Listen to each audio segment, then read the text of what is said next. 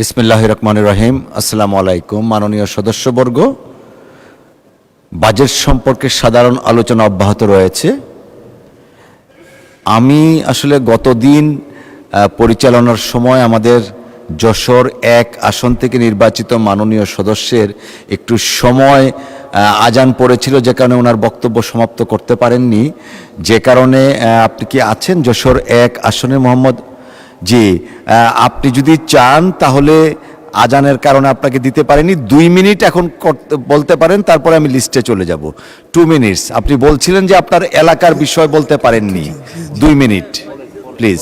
Thank you. বিসমিল্লাহির রহমানির রহিম। মাননীয় স্পিকার, আপনাকে অশেষ ধন্যবাদ। আমার উপজেলার অবৈধ দখলদারিত্বের কারণে বেতনা সহ সকল খালি বর্ষার পানি নিষ্কাশনের অযোগ্য হয়ে পড়েছে। এছাড়াও অসৎ মাছ ব্যবসায়ীরা অন্যায়ভাবে শতসহস্র ভেড়ি করেছে, যার ফলে সারসার আমন মৌসুমে মানুষ 3/2 অংশ জমির ফসল হতে বঞ্চিত থাকে। এ সকল নদী ও খাল অবিলম্বে পুনঃখননের অতীব জরুরি। পাশাপাশি অন্তত 5টি স্লুইস গেটও অতীব জরুরি। সড়ক বিষয়ে আমার দাবি, যানজট, জীবনহানি ও পণ্য পরিবহনে দুঃসহ হয়রানি হতে লক্ষ লক্ষ মানুষের মুক্তির জন্য যশোর হতে বেনাপোল সীমান্ত 36 কিলোমিটার 6 লেনে এবং নাবারণ হতে সাতক্ষীরার ভোমরা সীমান্ত 56 কিলোমিটার অন্তত 4 লেনে উন্নীত করা হোক। ব্রিজ নির্মাণ সম্পন্ন কাজে বাধা অপসারণ। সারসার কাজিরবেড় ও গাতিপাড়ায় 2টি ব্রিজ নির্মাণ কাজ 22 সালে শুরু হয়ে 5/4 অংশ নির্মাণ শেষ হলেও একটি মামলার কারণে কাজ বন্ধ আছে। ফলে 6টি ইউনিয়নের মানুষের চলাচল ও ব্যবসা বাণিজ্য ক্ষতিগ্রস্ত হচ্ছে। মামলাটি ভ্যাকেট হওয়া অতীব জরুরি। শিক্ষা প্রতিষ্ঠান। সারসা উপজেলায় 20 থেকে 25 বছর বিনা বেতনে শিক্ষকগণ সেবা দিয়ে যাচ্ছেন, এমন সব প্রতিষ্ঠানগুলোকে এমপিওভুক্তকরণের আবেদন জানাচ্ছি। সেগুলি হলো: 1. কন্দরপুর, নিশ্চিন্তপুর, বড়োয়াছড়া ও গয়া 4টি দাখিল মাদ্রাসা, রাড়ীপুকুর ও বাহাদুরপুর 2টি মহিলা দাখিল মাদ্রাসা, রুদ্রপুর ও গোড়পাড়া 2টি নিম্ন মাধ্যমিক বিদ্যালয়। 2. নিম্ন মাধ্যমিক বিদ্যালয় থেকে মাধ্যমিক স্তরে উন্নয়ন, সারসা, সারাতলা ও গোগা 3টি বালিকা বিদ্যালয় এবং ভবারবেড় হাবিবুর রহমান মাধ্যমিক বিদ্যালয়। 3. গোড়পাড়া। মাননীয় সদস্য, আপনাকে অসংখ্য ধন্যবাদ। দয়া করে আসন গ্রহণ করুন। আলোচনায় অংশগ্রহণ করবেন গাজীপুর 1 আসন থেকে নির্বাচিত মাননীয় সদস্য জনাব মোহাম্মদ মজিবুর রহমান। জনাব মোহাম্মদ মজিবুর রহমান, গাজীপুর 1 নেই, আপনি তো বললেন আছে। নেত্রকোনা 2 আসন থেকে নির্বাচিত মাননীয় সদস্য জনাব মোহাম্মদ আনোয়ারুল হক। জনাব মোহাম্মদ আনোয়ারুল হক, আপনার সময় 6 মিনিট। ধন্যবাদ। আপনাকে অসংখ্য ধন্যবাদ। আজ এই মহান সংসদে 2026-27 অর্থ বছরের প্রস্তাবিত বাজেটের উপর আলোচনার সুযোগ করে দেওয়ার জন্য। তবে প্রথমেই আমি বলে রাখছি যে মাননীয় স্পিকার মাত্র 6 মিনিট সময় দিয়েছেন। এলাকার কোথায় কখন বলবো আর বাজেট নিয়ে কথা কখন বলবো, শুরুতেই বলে রাখছি আমাকে 2-3 মিনিট সময় একটু বাড়িয়ে দিবেন, প্রতিবেশী হিসাবে হকটা আদায় করবেন।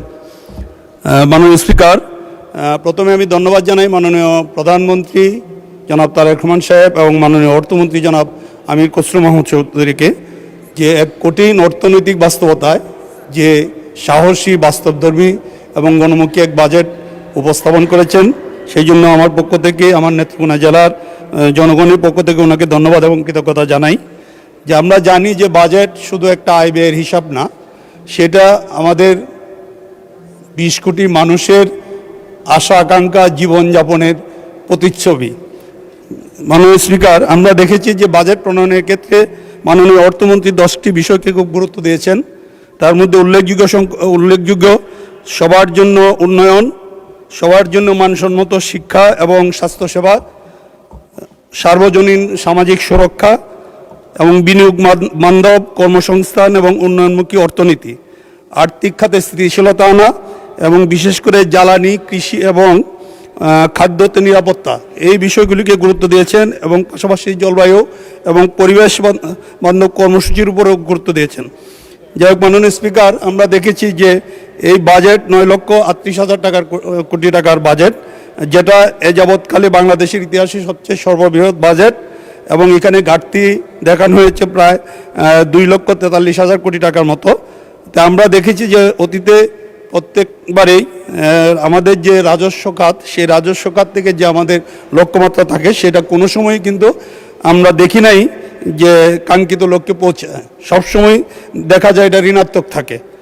তাই আমার মনে হয় যে এই বাজেট বাস্তবায়নের ক্ষেত্রে আমাদের যে রাজস্ব আহরণ, পাশাপাশি আমাদের পরিকল্পনা, বিশেষ করে আমাদের ব্যয় পরিকল্পনা এবং বাজেট বাস্তবায়নের মধ্যে একটা বাস্তবসম্মত সমন্বয় থাকা উচিত। তাহলে আমরা যে ঘাটতি বাজেট যেটা আছে সেটা পুষিয়ে নেওয়া সম্ভব হবে। মাননীয় স্পিকার, আমরা দেখেছি এই বাজেটে সবচেয়ে গুরুত্ব দেওয়া হয়েছে স্বাস্থ্য এবং শিক্ষাকে। শিক্ষা এবং স্বাস্থ্যকে শুধু বরাদ্দ হিসাবে দেখছেন না, সেখানে এটাকে বিনিয়োগ হিসাবে আমাদের সরকার দেখেছেন, সেই জন্য আমরা ধন্যবাদ জানাই।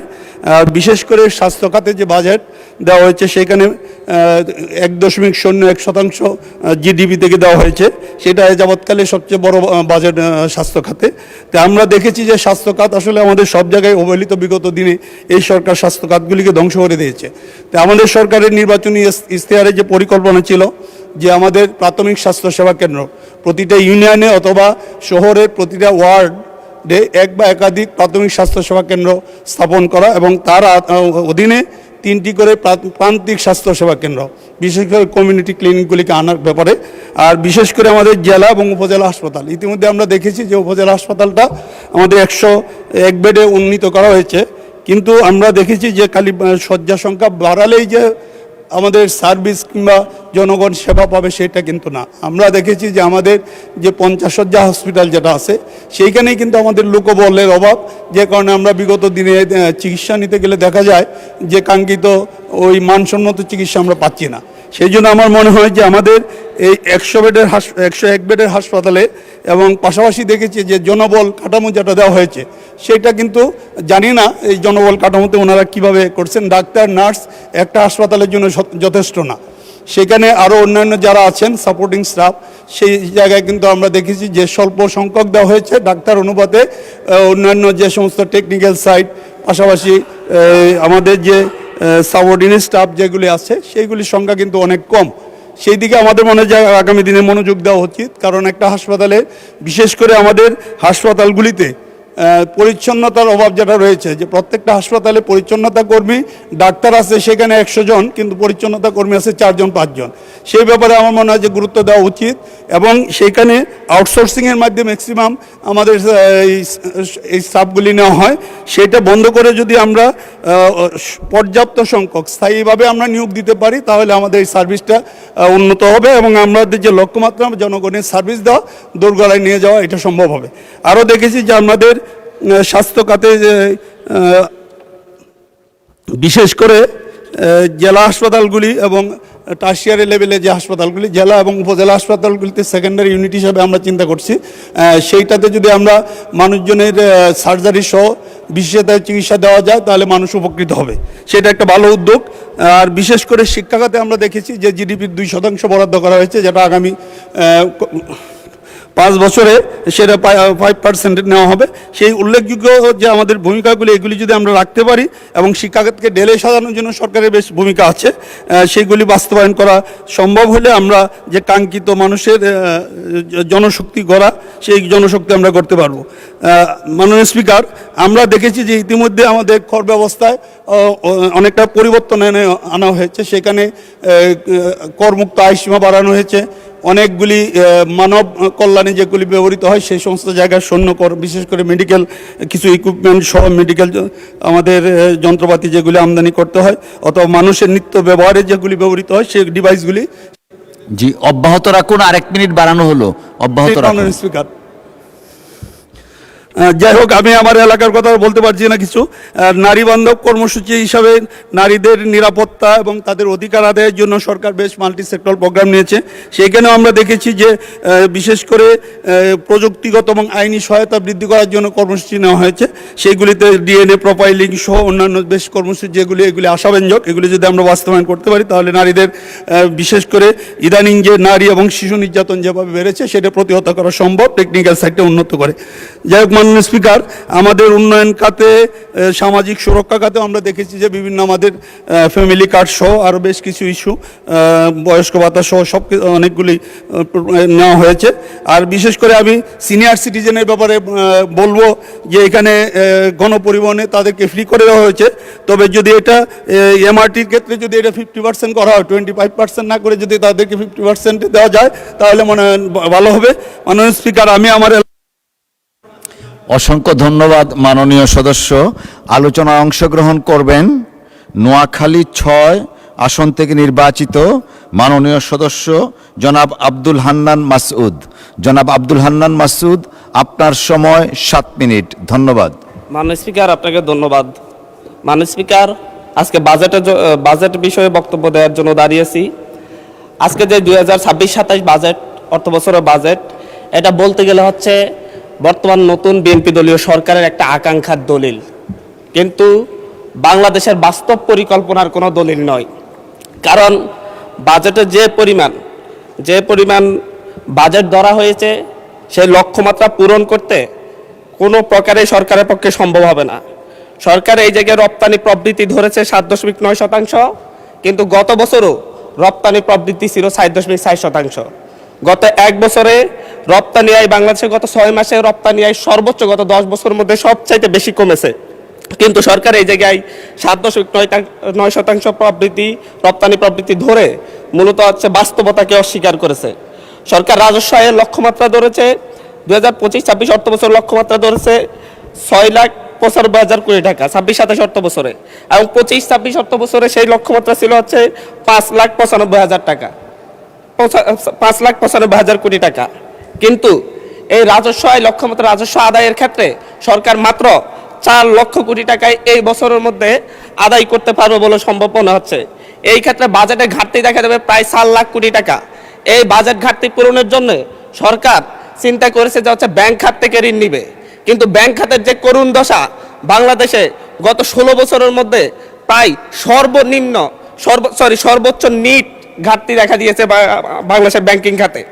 সরকার ঋণ নিবে বৈদেশিক খাত থেকে। বৈদেশিক খাতে বিশ্বের যে বৈশ্বিক লেনদেনের ক্ষেত্রে দেখা যায় যে 2023 সালে সারা বিশ্বে $232 বিলিয়ন বৈদেশিক ঋণের লেনদেন ঘটেছে, যেটা 2025-26 অর্থ বছরে এসে $153 বিলিয়ন নেমে এসেছে। সরকার যে 1,35,000 কোটি টাকা বৈদেশিক ঋণ নিবে বলে চিন্তা করেছে, সেই ক্ষেত্রে বৈদেশিক ঋণ নেওয়ার ক্ষেত্রেও প্রায় মিনিমাম 50,000 কোটি টাকার ঘাটতি দেখা দিবে। মাননীয় স্পিকার, সরকার করমুক্ত আয় সীমা ধরেছে 3,75,000 কোটি টাকা। করমুক্ত আয় সীমা ধরেছে ব্যক্তির ক্ষেত্রে 3,75,000 টাকা প্রতি বছরে, কিন্তু প্রতি মাসে যদি আমরা গড় আয় দেখি 31,275 টাকা। একজন মধ্যবিত্ত পরিবারের লোক যদি হচ্ছে ঢাকায় বসবাস করে বা ঢাকার আশপাশের কোনো জায়গায় বসবাস করে, তার বাসা ভাড়া বাবদ তাকে মিনিমাম 15,000 টাকা তাকে পরিশোধ করতে হয়। গ্যাস বিল, বিদ্যুৎ বিল সব মিলে তাকে আরও 7,000 টাকা, 7 থেকে 8,000 টাকা পরিশোধ করতে হয়।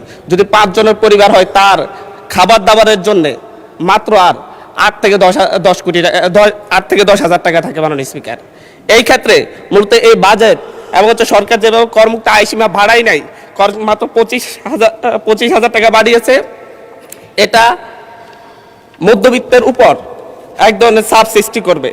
সরকার খাদ্য নিরাপত্তা নিশ্চিতের ক্ষেত্রে বারবার বলেছে খাদ্য নিরাপত্তা নিশ্চিত করবে, কিন্তু সেই ক্ষেত্রে এডিপি বরাদ্দ, কৃষি বরাদ্দ 7.7% থেকে নেমে 3.6% নির্ধারণ করা হয়েছে। এর মধ্য দিয়ে বাংলাদেশ মারাত্মক খাদ্য নিরাপত্তার হুমকির মুখে পড়বে। পাশাপাশি হচ্ছে বাংলাদেশের খাদ্য উৎপাদনের পরে যে মধ্যস্বত্বভোগীরা যে পরিমাণ সাদাবাজদের মাধ্যমে এবং মধ্যস্বত্বভোগীদের মাধ্যমে 10 টাকার পণ্য যেভাবে 70 টাকায় রূপান্তরিত হয়, সেটা বন্ধ করার ব্যাপারে, নিয়ন্ত্রণ করার ব্যাপারে সরকারের কোনো পদক্ষেপ আমরা লক্ষ্য করতেছি না। মাননীয় স্পিকার, আমরা আজকে এই 24 পরবর্তী এই সংসদে এসে আমরা একটা খ্যাতির বিড়ম্বনা দেখতে পাচ্ছি। মাননীয় স্পিকার, সর্বশেষ এরকম খ্যাতির বিড়ম্বনা দেখা গিয়েছে এবং শেখ মুজিবুর রহমানের ক্ষেত্রে। যেদিকে তাকিয়েছি, শিক্ষা প্রতিষ্ঠানের নাম বলেন, বিশ্ববিদ্যালয়ের নাম বলেন, রাস্তাঘাটের নাম বলেন, সব শেখ মুজিবুর রহমানের নামে। শেখ মুজিবুর রহমান মৃত ছিলেন, উনি হয়তো জানতেন না ওনার নামে সব জায়গায় এত কিছুর নামকরণ করা হয়েছে, কিন্তু আমাদের এই সংসদে একজন প্রতিমন্ত্রীর সেই খ্যাতির বিড়ম্বনা আমরা দেখতে পাচ্ছি।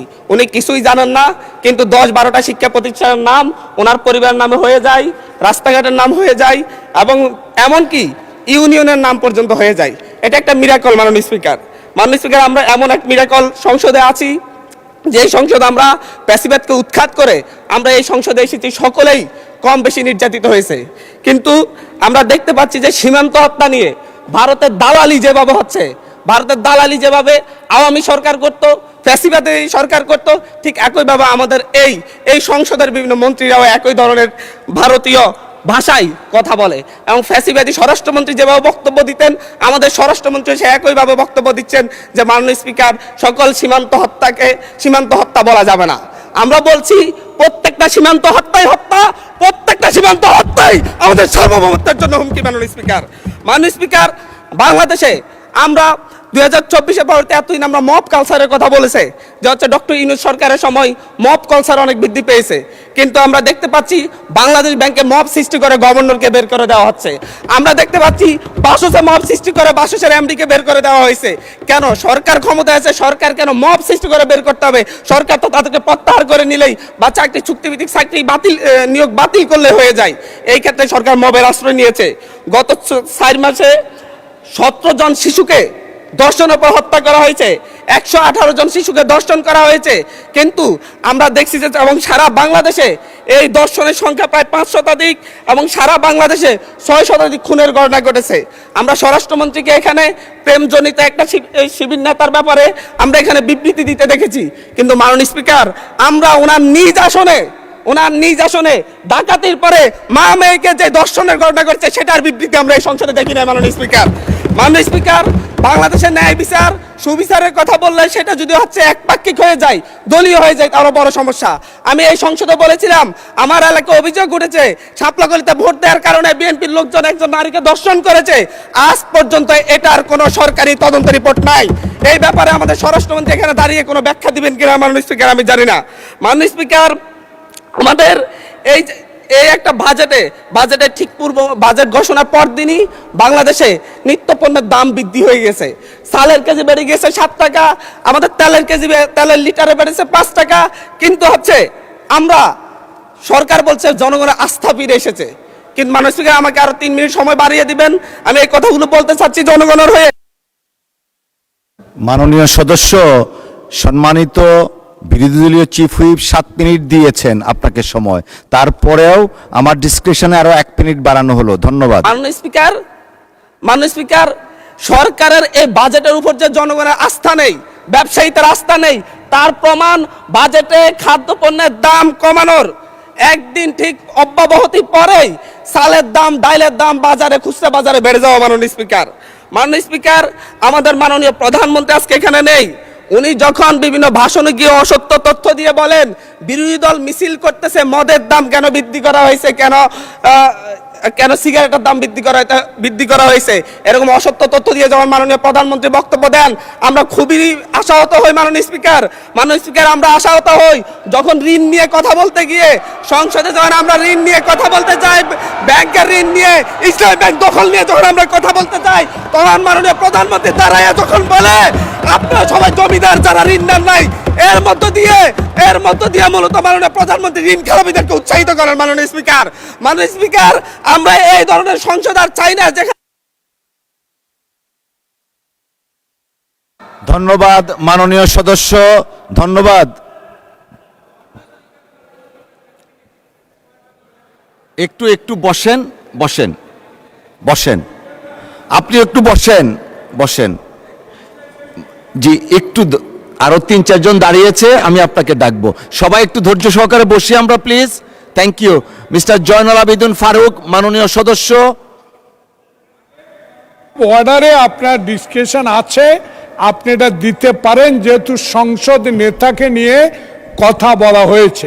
আমি আপনাকে বিনীত অনুরোধ করব, আমরা যেমন তেমনি দাঁড়াই না। যখন একটা অসত্য তথ্য এই সংসদ উপস্থাপন করা হয়, তখনই আমাদের সদস্যের পক্ষ থেকে কথাটা বলার দরকার। সেজন্য আপনার অনুমতি চাই। জি, বসেন।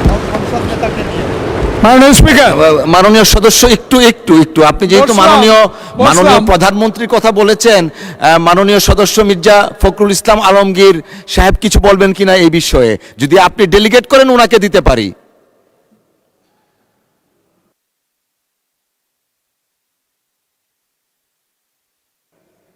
জি জি, জয়নুল আবেদিন ফারুক সাহেব, মাননীয় স্পিকার, 2 মিনিট আপনার জন্য, 2 মিনিট।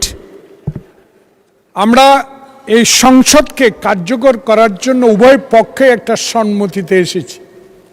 এই সংসদে কোনো অসত্য বাক্য উত্থাপন করা হোক বা এমন কথা বলা না হোক যেই কথায় আমাদের মান সম্মান হানি হয়, সংসদ নেতাকে কটূক্তি করা হয়।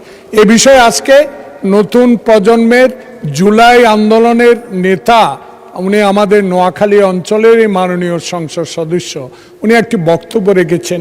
এটাতে আমরা খুবই ক্ষুব্ধ, কারণ আমাদের নেতা উড়ে এসে নাই।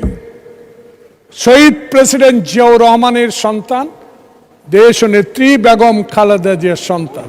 16 বছর ধরে যিনি এই দেশের মানুষের গণতন্ত্রের জন্য, ভোটাধিকারের জন্য সংগ্রাম করেছেন, আজকে কোনো লুটের ভোটে নয়, 10টা হুন্ডার 20টা গুন্ডার ভোটে নয়, একটা সুষ্ঠু ভোটের মাধ্যমে সংখ্যাগরিষ্ঠ অর্জন করে সরকার গঠন করেছেন। তাই আমরা আজকে যে অসত্য সংসদ নেতা নিয়ে অসত্য কথা বলেছেন, এটা এক্সপান্স করার জন্য আপনার কাছে বিনীত অনুরোধ জানাচ্ছি।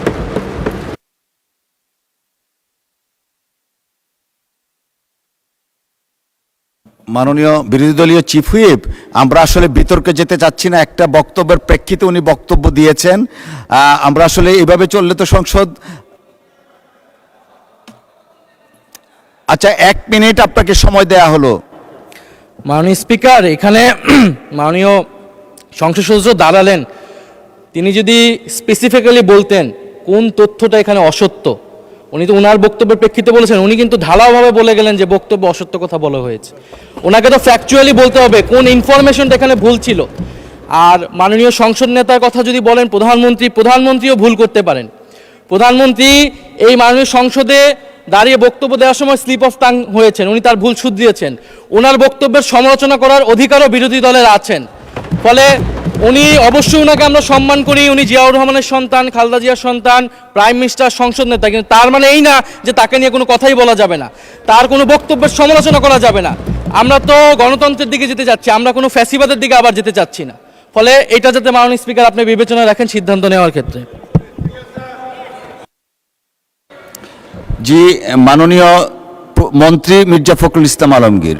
ধন্যবাদ জনাব স্পিকার। আমাদের মাননীয় ডেপুটি দুঃখিত বিরোধী দলের হুইপ, যে চিফ হুইপ যে কথাটা বললেন, আমার মনে হয় এটা সত্য নয়, সঠিক নয়। কারণ আমাদের মাননীয় সংসদ সদস্য যে বক্তব্য দিয়েছেন, বিরোধী দলের, সেই বক্তব্যের মধ্যে তিনি সুনির্দিষ্টভাবেই বলেছেন যে আমাদের সংসদ নেতা, প্রধানমন্ত্রী, তিনি অসত্য বক্তব্য দিয়েছেন। এটারই আপনার আমাদের মাননীয় সংসদ সদস্য জয়নুল আবেদিন এটা পয়েন্ট আউট করেছেন। প্লিজ লেট মি সে, আমাদের বলতে দিন। আপনার ফ্যাসিস্টের কথা বলেন, ফ্যাসিস্টের আচরণ তো আপনাদের কাছ থেকে আসছে। No, you must allow us to, speak. আমি কথা বলছি, আপনারা যখন কথা বলছে, আমরা কেউ কথা বলিনি। মাননীয় মন্ত্রী এদিকে কথা বলেন, অ্যাড্রেস করে প্লিজ। এটা হবে, পার্লামেন্টে এটা হয়। জি জি জি, আমি আপনাকে যেটুকু অনুরোধ করতে চাই, যে অংশটুকু অসত্য আছে সেই অংশটুকু দয়া করে আপনি এক্সপাঞ্জ করবেন। কারণ আমাদের সংসদ নেতার বক্তব্য সম্পর্কে কোনো অসত্য বক্তব্য এখানে মেনে নেওয়া যাবে না, মাননীয় স্পিকার। ধন্যবাদ। ধন্যবাদ মাননীয় সদস্যবর্গ। আমরা হান্নান মাসুদ সাহেব, আপনার টাইম ইজ আপ, প্লিজ বসেন। এইভাবে সংসদে যখন খুশি তখন দাঁড়াবেন, this is not the norm. Please take your seat mister Hannan Masud. মাননীয় সদস্য, দয়া করে আপনি বসুন, দয়া করে বসুন। হান্নান মাসুদ, দয়া করে বসুন। এটা শাহবাগ চত্বর নয়, জাতীয় সংসদ। বসুন।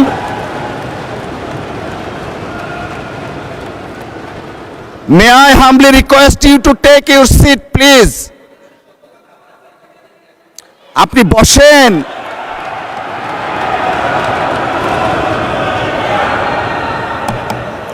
মাননীয় সদস্যবর্গ, মাননীয় সদস্য নোয়াখালী 6 আসনের বিরোধী দলীয় নেতা দাঁড়াতে তো দিতে হয়। জি বলেন। ধন্যবাদ মাননীয় স্পিকার। আমাদের এই হাউজেরই একজন সদস্য হান্নান মাসুদ বক্তব্য রাখতে গিয়ে তিনি সংসদ নেতার ব্যাপারে কিছু কথা বলেছেন। আমি আপনাকে অনুরোধ করব, বাইরের কোনো বিষয়কে টেনে এখানে এনে এক্সপাঞ্জ করা বা বক্তব্য দেওয়া কোনোটাই যেন এলাও না করা হয়। কারণ আপনি এইমাত্র বলেছেন যে এইটা সাভার স্কয়ার নয় বা শাহবাগ স্কয়ার নয়। তার মানে হচ্ছে সংসদের ভিতরে একটা সংসদীয় নর্মস আছে, বাইরেরও একটা গ্রামার আছে। যার যার গ্রামারকে সেই জায়গায় আমরা রাখি। বাইরের জবাব বাইরে দিব, সংসদের জবাব সংসদে হোক। তবে এটা সত্য, এটা অসত্য, এই ঝগড়ায় যদি আমরা যাই তাহলে অনেক কিছু আমাদের জন্য হয়তো বা লজ্জাজনক হয়ে যাবে। আমি চাচ্ছি না কারো সম্মানের সাথে এই লজ্জাটা লেগে থাকুক। এই জন্য আমি অনুরোধ করব, এই বিষয়ের পুরাটাই আপনি এখান থেকে ইগনোর করুন, সেইটাই আমাদের জন্য কল্যাণকর হবে। ধন্যবাদ মাননীয় স্পিকার। ধন্যবাদ মাননীয় বিরোধী দলীয় নেতা। আমরা সবকিছু বিচার বিশ্লেষণ করি সিদ্ধান্ত নিব। ধন্যবাদ। আলোচনায় অংশগ্রহণ করবেন সিরাজগঞ্জ 5 আসন থেকে নির্বাচিত মাননীয় সদস্য জনাব মোহাম্মদ আমিরুল ইসলাম খান। জনাব মোহাম্মদ আমিরুল ইসলাম খান, আপনার সময় 6 মিনিট। ধন্যবাদ আপনাকে।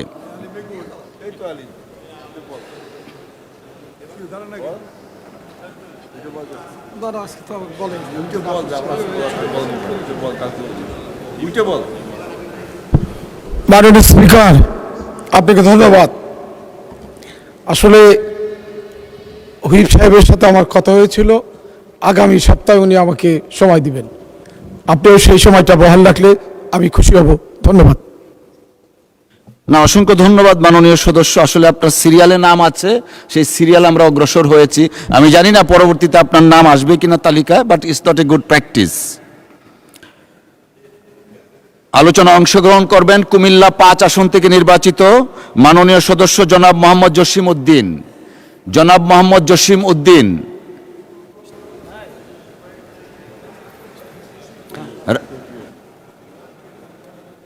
চট্টগ্রাম 12 আসন থেকে নির্বাচিত মাননীয় সদস্য জনাব মোহাম্মদ এনামুল হক। জনাব মোহাম্মদ এনামুল হক, আপনার সময় 6 মিনিট। মাননীয় স্পিকার, আপনাকে ধন্যবাদ। আজকের বাজেট অধিবেশনে আমাকে 2026-2027 অর্থ বছরের বাজেট আলোচনায় অংশগ্রহণ করার জন্য সুযোগ দেওয়ার জন্য আপনাকে আবারও ধন্যবাদ জানাচ্ছি। আমি আন্তরিকভাবে ধন্যবাদ জানাই আমাদের সংসদ নেতা মাননীয় প্রধানমন্ত্রী জনাব তারেক রহমানের নির্দেশনায় চট্টলার কৃতি সন্তান মাননীয় অর্থমন্ত্রী জনাব আমির খসরু মাহমুদ চৌধুরীকে, যিনি আজকে একটা বাজেট বাংলাদেশের জনগণের জন্য, কৃষকদের জন্য, ব্যবসায়ীদের জন্য, সর্বস্তরের জনগণের জন্য একটা সুন্দর বাজেট পেশ করার জন্য আমি ধন্যবাদ জানাই। মাননীয় স্পিকার, আজকে আমি স্মরণ করতে চাই স্বাধীনতার ঘোষক, বহুদলীয় গণতন্ত্রের প্রবক্তা শহীদ প্রেসিডেন্ট জিয়া রহমানকে। আমি আরও স্মরণ করতে চাই আমাদের মা মরহুমা 3 বারের প্রধানমন্ত্রী দেশনেত্রী বেগম খালেদা জিয়াকে। আমি কৃতজ্ঞতা জানাই আজকে আমাকে এই বাজেট অধিবেশনে আসার যিনি সুযোগ করে দিয়েছেন, আমার সংসদীয় আসন চট্টগ্রামের 12 পটিয়ার সর্বস্তরের জনগণের প্রতি এবং আল্লাহর কাছে শুকরিয়া আদায় করি।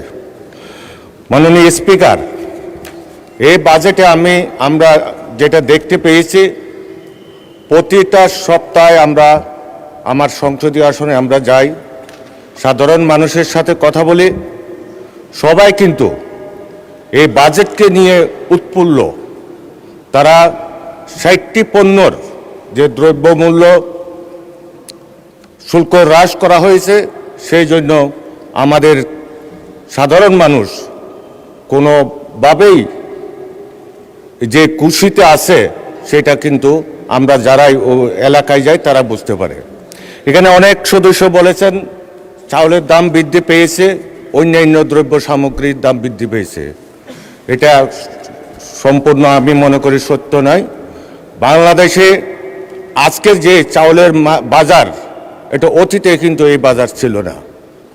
দ্রব্যমূল্য, চাল, ডাল, তেল, লবণ সহ যে 60টি পণ্যের দাম কমানো হয়েছে, যার কারণে সাধারণ মানুষের ক্রয় ক্ষমতার ভিতরে আছে। মাননীয় স্পিকার, এখানে শিক্ষা খাতে যে একটা বরাদ্দ রাখা হয়েছে, অতীতের পেশিবাদী সরকার যে শিক্ষা ব্যবস্থাকে ধ্বংস করা হয়েছে, সেই ধ্বংস থেকে এই বাজেটেই শিক্ষাকে উন্নত করার জন্য এই বাজেটে যথেষ্ট। কারণ শিক্ষাই জাতির মেরুদণ্ড, এই মেরুদণ্ডকে সোজা করার জন্য আমাদের শিক্ষা খাতে যে মাননীয় অর্থমন্ত্রী বাজেট ঘোষণা করেছে, সেটা আমি মনে করি আমাদের বাংলাদেশের সর্বস্তরের জনগণের জন্য একটা উদাহরণ সৃষ্টি করা হবে। কৃষকদের জন্য বাজেট দেওয়া হয়েছে, কৃষিখাতে যে বরাদ্দ রাখা হয়েছে, আজকে বাংলাদেশ কৃষক বাঁচলে বাংলাদেশ বাঁচবে, সেই স্লোগানে আমাদের মাননীয় প্রধানমন্ত্রীর যে স্লোগান ছিল, আমাদের যে নির্বাচনী প্রতিশ্রুতি ছিল কৃষকদের কাছে, আজকে এই বাজেটেই প্রতিফলিত হয়েছে। মাননীয় স্পিকার, আজকে এই যে আমার এলাকার দু একটা কথা বলতে হয়। প্রথমে আমি কৃষকদের জন্য কৃষক কার্ড দেওয়া হয়েছে। আরেকটা সবচেয়ে বড় আকর্ষণীয় বিষয় হলো ফ্যামিলি কার্ড। আমরা যখন এলাকায় যাই, আমাদের মায়েরা ফ্যামিলি কার্ড কখন আসবে, কখন আমরা ফ্যামিলি কার্ড পাবো, সেটা আমাদের সাথে জিজ্ঞাসা করা হয়। আমি আপনার মাধ্যমে জানাতে চাই, অতি সত্বর যাতে ফ্যামিলি কার্ড আমাদের মায়েদের কাছে আমরা পৌঁছে দিতে পারি। মাননীয় স্পিকার, আমি আমার এলাকার কিছু সমস্যার কথা তুলে ধরব।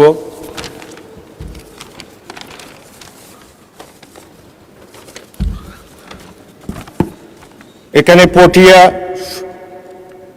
প্রায় 150 বছরের একটা আদালত, বর্ষার দিনে ওখানে বিচার কার্য সম্পন্ন করা যায় না বৃষ্টির পানির কারণে। এটা আমি মহান জাতীয় সংসদে আরেকবার বলা হয়েছে, এই পটিয়া আদালতকে বহুতল ভবন করার জন্য আমি জোর দাবি জানাচ্ছি। পটিয়া ম্যাজিস্ট্রেট কোর্টের নতুন ভবন নির্মাণের জন্য জানাচ্ছি। পটিয়া পৌরসভাকে আধুনিক ডাম্পিং স্টেশন করার জন্য আমি দাবি জানাচ্ছি। মাননীয় স্পিকার, পটিয়া কোনো বালক উচ্চ বিদ্যালয় নেই। এখানে 2টা সরকারি স্কুলে সরকারিকরণের জন্য আমি জোর দাবি জানাচ্ছি। পশ্চিম পটিয়ায় ফায়ার সার্ভিস স্টেশন নির্মাণের জন্য দাবি জানাচ্ছি এবং পশ্চিম পটিয়ায় আরেকটা পৌরসভা করার জন্য আমি দাবি জানাচ্ছি। মাননীয় স্পিকার, আমরা কারিগরি শিক্ষার জন্য আমাদের মাননীয় স্পিকার আমাকে আর একটু সময় দেন। পটিয়ার জি মাননীয় সদস্য, 1 মিনিট সময় দেওয়া হচ্ছে। খুশির খবর হলো চৌকি আদালতের ব্যাপারে মাননীয় আইনমন্ত্রী তখন কানে লাগিয়েছেন, উনি শুনেছেন, 1 মিনিট সময় পেলেন। Thank you. মাননীয় স্পিকার, এই সাবেক পটিয়া উপজেলা সাবেক মহকুমায়, এই মহকুমাকে জেলা করার দাবি আমাদের এলাকার জনগণের কাছ থেকে জানানো হচ্ছে। পটিয়া উপজেলায় আরেকটা বড় সমস্যা এখানে মাননীয় স্পিকার, মাদক এবং অনলাইন জুয়া, এগুলি বন্ধ করার জন্য সরকারিভাবে পদক্ষেপ নিতে হবে। তাহলে আমাদের ছেলেমেয়েরা এই মাদক এবং অনলাইন জুয়া থেকে রেহাই পাবে। মাননীয় স্পিকার, পটিয়ার যে কর্ণফুলী নদীর ভাঙন রোধে এখানে ভাঙন যাতে রোধ করা যায় সেই জন্য ব্যবস্থা করার জন্য আমি জোর দাবি জানাচ্ছি। পটিয়ার যেহেতু আমার আসন, আমরা বিশেষ করে পটিয়ার সর্বস্তরের জনগণের। ধন্যবাদ মাননীয় সদস্য। আলোচনা অংশগ্রহণ করবেন রাজশাহী 5 আসন থেকে নির্বাচিত মাননীয় সদস্য অধ্যাপক নজরুল ইসলাম। জনাব অধ্যাপক নজরুল ইসলাম, আপনার সময় 7 মিনিট। ধন্যবাদ আপনাকে। বিসমিল্লাহির রহমানির রহিম। মাননীয় স্পিকার, আপনাকে ধন্যবাদ। মাননীয় স্পিকার, পবিত্র কোরআন শরীফে বলা আছে, তোমরা এমনভাবে কথা বলো যাতে মানুষ কষ্ট না বা দুঃখ না পায়। আজকে আমাদের বিরোধী সাংসদ যেভাবে কথা বললেন, কথা ওইভাবে না বলে একটু সুন্দরভাবে বললে আমরা আমাদের মনে দুঃখ লাগছে, কষ্ট লাগছে। মাননীয় স্পিকার, কষ্ট দেওয়া কথা একটু সাবধানে বলা উচিত আমাদের, যাতে আমরা কষ্ট না পাই। মাননীয় স্পিকার, বাজেট সম্পর্কে আমি দু একটা কথা বলতে চাই। বলি, আসলে এইবারকার বাজেট, এই বাজেটটা মানবিক বাজেট, মানুষের জন্য, মানুষের কল্যাণের জন্য বাজেট। মাননীয় স্পিকার, আমাদের এই সম্পদের সীমাবদ্ধতা সত্ত্বেও সামাজিক নিরাপত্তা খাতে 1,44,338 টাকা বরাদ্দ করা হয়েছে। মাননীয় স্পিকার, আমাদের বিরোধী বন্ধুরা অনেক সময় বলেছেন এটা চানাচুর মার্কা বাজেট, অনেকে বলেছেন করের বোঝা বাড়বে, অনেকে বলেছেন অনুৎপাদনশীল। আমি বলবো যে ফ্যামিলি কার্ড এটা কিন্তু অনুৎপাদনশীল না, এটা আপনার সামাজিক সুরক্ষা। এটা আপনার যে কোনো দেশে যান, যে দেশের যত সামাজিক সুরক্ষা বেশি আছে তত সেই দেশ তত বেশি উন্নত। সুতরাং ফ্যামিলি কার্ড এটা আমাদের সামাজিক সুরক্ষা হবে, এটা আমাদের অনুৎপাদনশীল নয়, এটা পরোক্ষভাবে দীর্ঘদিনের জন্য আমাদের সমাজকে সুরক্ষা করবে, আমাদের আয় বাড়বে। মাননীয় স্পিকার, এছাড়াও ফ্যামিলি কার্ড, স্বাস্থ্য কার্ড, কৃষি কার্ড দেওয়ার জন্যে আমাদের সমাজের মধ্যে আর্থিক লেনদেন বেড়ে যাবে এবং আর্থিক লেনদেন বেড়ে যাওয়ার কারণে আমাদের আয় বাড়বে এবং এই আয়টা আমার জাতীয় আয় কিন্তু যোগ হবে। সুতরাং এটা কোনো সময় করের বোঝা বাড়বে না। মাননীয় স্পিকার, আমাদের বন্ধু বলেছেন এটা চানাচুর মার্কা বাজেট, কয়েকদিন আগে আমি যদি ভুল না শুনে থাকি। আসলে চানাচুর কিন্তু অত্যন্ত মজা লাগে, তা মানুষ পছন্দ করে, চানাচুর খেতে পছন্দ করে। মাননীয় স্পিকার, এই বাজেট ইনশাল্লাহ এই বাস্তবায়ন হবে এবং এটা চানাচুর খাওয়ার মতোই বাংলাদেশ মানুষ মজা পাবে যদি এই বাজেট আমরা বাস্তবায়ন করতে পারি। মাননীয় স্পিকার, ইনশাল্লাহ আগামী দিনে আমাদের প্রধানমন্ত্রী উনি এই বাজেট ইনশাল্লাহ তার নেতৃত্বে আমাদের এখানে বাস্তবায়ন হয় ইনশাল্লাহ। মাননীয় স্পিকার, আমি দু একটি কথা বলি। আমাদের এই বাজেটে শুধু ফ্যামিলি কার্ড বা গ্রামীণ উন্নয়নের কথা বলা হয় নাই, বরং শহরের কথা বলা হয়েছে। আজকে শহরের মানুষ জনবিচ্ছিন্ন, তাদের মধ্যে সামাজিক বন্ধন লোপ হয়েছে, তারা একে অপরের সঙ্গে ভালো সম্পর্ক রাখতে পারে না। এই বাজেটে সেটা কিন্তু অন্তর্ভুক্ত করা হয়েছে। মাননীয় স্পিকার, এখানে এই অর্থ বছরে শহর সমন্বয় প্রকল্পে বেশ বাজেট ধরা হয়েছে। আমি এটা আরও বেশি বাড়ানোর জন্য আমি সুপারিশ করছি মাননীয় স্পিকার। এবং আমি বলি বিশেষ করে ঢাকা শহরে প্রতিটি ওয়ার্ডে মেলবন্ধন সমৃদ্ধি পুনর্জীবিত করতে এই প্রকল্পের অধীন প্রতিটি ওয়ার্ডে একটি করে কমিউনিটি হাব তাতে তৈরি করা হয়। মাননীয় স্পিকার, আমি আরেকটু বলি, আমাদের অর্থমন্ত্রী আসলে অত্যন্ত সূক্ষ্মভাবে আমি একটা বিষয় বলি, সমস্ত এমন কোনো দিক নাই এই বাজেটে কভার করা হয়নি, সন্নিবেশ করা হয়নি। এখানে একটা আপনার স্বর্ণালঙ্কার কথা বলি, স্বর্ণালঙ্কার এটা কি অত্যন্ত গুরুত্বপূর্ণ। আমাদের জনগোষ্ঠী, আমাদের এখানে স্বর্ণ যে তারা উৎপাদন, স্বর্ণ যদি স্বর্ণালঙ্কার যদি তৈরি করতে পারে, তার জন্য কিন্তু আমদানি উপর কর কমায় দিচ্ছে, আমদানি কর নেয়, কর কমায় দিচ্ছে, শুল্ক কমায় দিচ্ছে। যার কারণে আমাদের দেশে যদি এই আপনার স্বর্ণালঙ্কার তৈরি করে আমরা বাইরে রপ্তানি করতে পারি, আমাদের দেশে আমাদের অনেক আমাদের দেশে আয় বাড়বে। এবং বিশেষ করে আমাদের মেয়েদের আবেগকে কাজে লাগিয়ে যদি আমরা কাজ করতে পারি, যদি আমদানি করতে পারি, রপ্তানি করতে পারি, তাহলে আমাদের ইনশাল্লাহ আমাদের অনেক আয় বাড়বে। মাননীয় স্পিকার, আমি একটু বলি আর একটু, আমাদের একটা সমাজসেবা, আমাদের একটা চিকিৎসামূলক সমাজকর্ম আছে, এটা কিন্তু অত্যন্ত গুরুত্বপূর্ণ। আমাদের এই সমাজকর্মের অধীনে চিকিৎসামূলক সমাজকর্ম প্রতিটা হাসপাতালে কিন্তু আছে।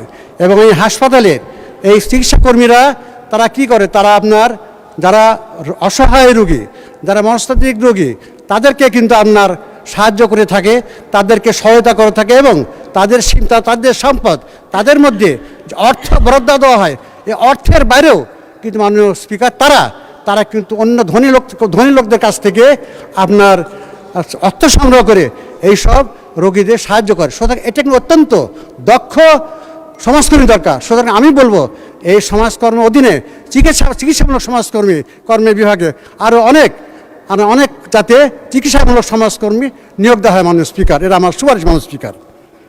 মাননীয় স্পিকার, আমাদের আজকে আসলে আমাদের যে বাজেটটা করা হয়েছে অত্যন্ত প্রাকৃতিক নির্ভর, যার কারণে প্রকৃতির এখানে আপনার ব্যালেন্স হবে এখানে, এবং একটা সুন্দর একটা নির্মল অর্থনীতি এখানে তৈরি করবে। মাননীয় স্পিকার, আমি আমার একটা এলাকার কথা কিছু বলবো। মাননীয় স্পিকার, আমার পুঠিয়া দুর্গাপুর, ওখানকার আমি নির্বাচিত হয়েছি। এই পুঠিয়া দুর্গাপুর প্রায় 30 কিলো রাস্তা, নাটোর থেকে শুরু করে রাজশাহী ঢোকা আগ পর্যন্ত 30 কিলো রাস্তা এখানে আপনার খুবই সরু। আপনার এই 6 মাসে 15টা অ্যাক্সিডেন্টে প্রায় 20 জন লোক মারা গেছে। এটা অবশ্যই মাননীয় স্পিকার দুঃখজনক। 6 মাসে 15টা অ্যাক্সিডেন্ট হয়েছে এবং 20 জন লোক মারা গেছে। সুতরাং এই যে সরু রাস্তা, এটাকে 4 লেন করতে হবে। মাননীয় স্পিকার, আমাদের বানেশ্বর একজন জায়গা, বানেশ্বর জায়গায় এটা মনে হয় আমাদের যা সংসদের আপনারা যারা যান। জি, অসংখ্য ধন্যবাদ মাননীয় সদস্য। আলোচনা অংশগ্রহণ করবেন খুলনা 2 আসন থেকে নির্বাচিত মাননীয় সদস্য জনাব শেখ জাহাঙ্গীর হুসাইন হেলাল। জনাব জাহাঙ্গীর হোসেন হেলাল, আপনার সময় 5 মিনিট। ধন্যবাদ আপনাকে। বিসমিল্লাহির রহমানির রহিম। মাননীয় স্পিকার, বাংলা একটি প্রবাদ আছে, চাদরের চেয়ে পা বেশি লম্বা করলে ঠান্ডা লাগবেই। আজকের বাজেটটি দেখে সে কথাই মনে পড়ে। রাজস্ব আহরণ, বিনিয়োগ, কর্মসংস্থানের বাস্তব চিত্র বিবেচনা না করেই এমন সব লক্ষ্য নির্ধারণ করা হয়েছে যা উচ্চাবিলাসী হলেও বাস্তবায়নযোগ্য কিনা সে বিষয়ে যথেষ্ট সন্দেহ থাকবে। মাননীয় স্পিকার, এই বাজেট অনেকটা আকাশ কুসুম কল্পনার মতো, বাস্তবতার মাটিতে দাঁড়িয়ে নয়, বরং কল্পনার আকাশে উড়ে এই বাজেট তৈরি করা হয়েছে। এই বাজেটে রাজস্ব আয়ের যে লক্ষ্য ধরা হয়েছে তা অনেকটা ঘোড়ার আগে গাড়ি জুড়ে দেওয়ার মতো। আয়ের নিশ্চয়তা ছাড়াই ব্যয়ের বিশাল লক্ষ্য নির্ধারণ করা হয়েছে। এই বাজেট অনেকটা হাতির বোঝা ছাগলের ঘাড়ে চাপানোর মতো। অর্থনীতির বর্তমান সক্ষমতার তুলনায় লক্ষ্যমাত্রা অত্যন্ত উচ্চাভিলাষী। মজবুত ভিত্তি ছাড়া সুস্থ ভবন দাঁড়ায় না।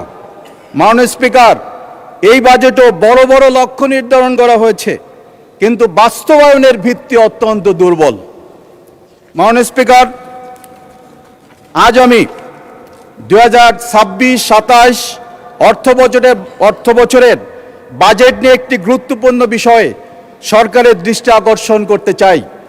সেটি হলো ক্ষুদে বিজ্ঞানী, উদ্ভাবক ও তরুণ গবেষকদের জন্য বাজেটে দৃশ্যমান কোনো বরাদ্দ, কর্মসূচি বা নীতিগত নির্দেশনা না থাকা। একটি প্রবাদ আছে, আজকের শিশুই আগামী দিনের নেতৃত্ব। আমি বলবো আজকের ক্ষুদে বিজ্ঞানীরাই আগামী দিনের প্রযুক্তিবিদ, গবেষক, উদ্ভাবক, অথচ বাজেটে তাদের জন্য আলাদা কোনো পরিকল্পনা চোখে পড়ে না। বিশ্বের উন্নত দেশগুলো শিশু ও কিশোরদের বিজ্ঞান চর্চা উৎসাহ দিতে বিশেষ তহবিল গঠন করে, কারণ তারা জানে বিজ্ঞান এবং প্রযুক্তিতে কোনো ব্যয় নয়, এটি ভবিষ্যতের জন্য বিনিয়োগ। আমাদের দেশের বিভিন্ন অঞ্চলে অসংখ্য মেধাবী শিক্ষার্থী রয়েছে যারা স্বল্প খরচে কৃষিযন্ত্র, পরিবেশ বান্ধব প্রযুক্তি কিংবা ডিজিটাল উদ্ভাবন তৈরি করছে, কিন্তু অধিকাংশ ক্ষেত্রে তারা ব্যর্থ, প্রশিক্ষণ এবং সরকারি পৃষ্ঠপোষকতার অভাবে অথবা মাঝপথে তাদের প্রকল্প থেমে যায়। মাননীয় স্পিকার, কবি রবীন্দ্রনাথ ঠাকুর বলেছেন, শিশুকে তার নিজের মতো করে বেড়ে উঠতে দাও, কিন্তু আমরা যদি তাদের প্রতিভা বিকাশের সুযোগ না দেই তাহলে তারা কিভাবে নিজেদের মতো বেড়ে উঠবে? মাননীয় স্পিকার, একটি প্রবাদ আছে, বীজের যত্ন না নিলে ফল ভালো পাওয়া যায় না। ক্ষুদে বিজ্ঞানীরা হচ্ছে সেই বীজ, তাদের পরিচর্যা না করে আমরা চতুর্থ শিল্প বিপ্লবের নেতৃত্বের আশা করতে পারি না। মাননীয় স্পিকার, তাই আমি সরকারের কাছে জোর দাবি জানাচ্ছি, স্কুল কলেজ পর্যায়ে ক্ষুদে বিজ্ঞানীদের জন্য বিশেষ ইয়াং ইনোভেটর ফান্ড গঠন করা হোক। মাননীয় স্পিকার, বাজেটে ক্ষুদে বিজ্ঞানীদের জন্য সুনির্দিষ্ট কর্ম পরিকল্পনা ও নির্দেশনা অন্তর্ভুক্ত করা হোক। মাননীয় স্পিকার, আমরা যদি শুধু রাস্তাঘাট, ভবন, অবকাঠামো নির্মাণ করি কিন্তু মেধা নির্মাণে যদি বিনিয়োগ না করি তাহলে উন্নয়ন টেকসই হবে না।